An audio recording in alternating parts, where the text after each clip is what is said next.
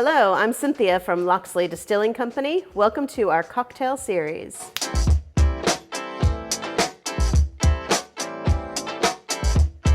Today I'm going to be making a very easy but great celebratory cocktail. We call it the Lady Locksley. It is Morocello is the star of this, and I'm going to pour it right into a chilled champagne flute. No need to measure, just eyeball the right amount for you. Gonna add a tiny splash of Aperol to counter out the sweetness, to give it a little bitterness, but also give it a beautiful color.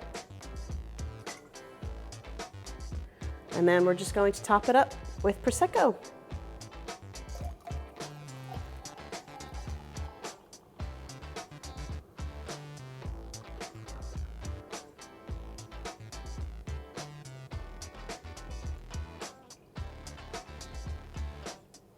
Doesn't even need a garnish.